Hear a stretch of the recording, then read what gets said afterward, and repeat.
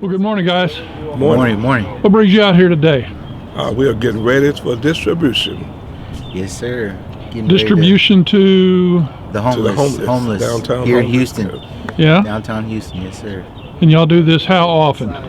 Once a month.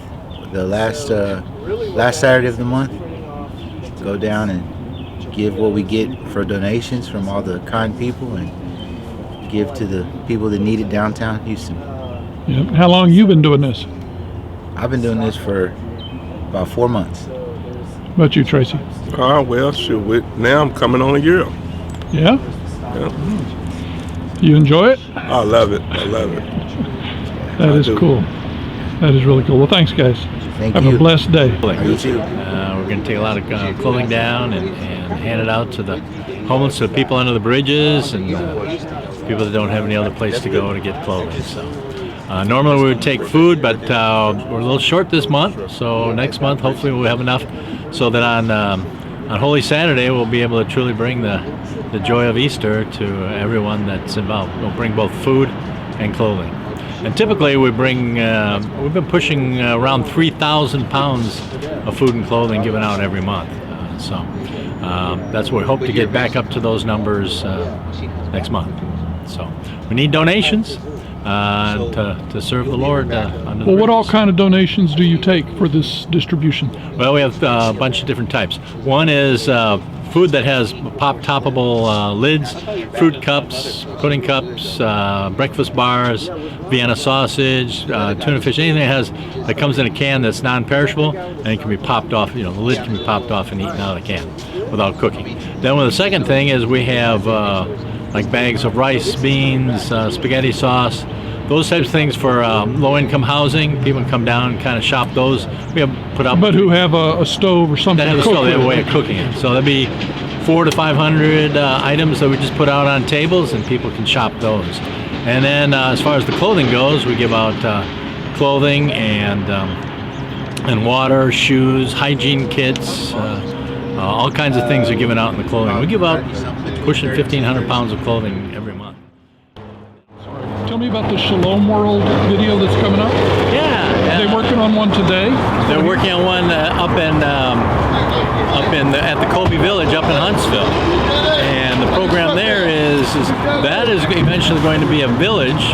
Right now, it's just got one mobile home on it, but eventually we'll have 5 mobile homes on it that'll be tandem or double wides. Each one will be able to hold 8. So that'll be 40 guys we can put there. And then in the back, behind that, will be the 12 apostles. Those will be for longer-term residents. That'll be tiny homes, 12 of them. And then behind that is going to be a monastery that'll hold it'll be men living in an ecclesial community, and their job, their mission, their apostolate will be to go into prison, minister to the Catholics inside prison, and then be a clearinghouse and help with the reintegration of them. And now they can come to the Colby Village, or they can go like to Montana. And it'll be a way that that'll be information with who do I call if I'm going to Billings, Montana? Who are the contacts that can help me? And they'll assist with face-to-face, but then also they can do a lot of things technologically through virtual communication with them and correspondence. Because the biggest advantage is to have connection to the church, connection to God, connection to each other, connection to brotherhood, being connected. Because they can either connect with us or they can connect with people that get them in trouble. And that's one way we can assure that they successfully reintegrate into society as men of strong faith and strong servants. And you said Shalom World is going to be doing maybe a third video Yeah, also. What they're would that talking be about like multiple episodes. One would be like they want to get into on our May retreat inside the Wind Unit. They'll go in and they'll do some. We've got that pretty much cleared, so they can go in and they will. They'll take pictures and run video on the retreat program, and then they'll do some of the other privileges. So if someone wanted to be a part of this ministry, who do they contact, and do you need more volunteers? Those kind of questions. Yeah, we always are looking for volunteers that can help, because what we do is we have like there's the food distribution team, then there's a clothing distribution team, and then there's a prayer team. There's a prayer team that has to I guess we're getting ready to go.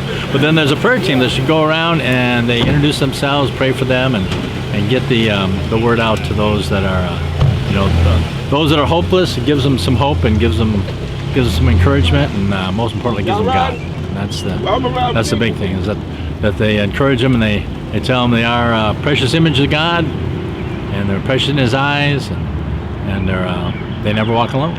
We're with them, they're with them, and God's with them. Amen.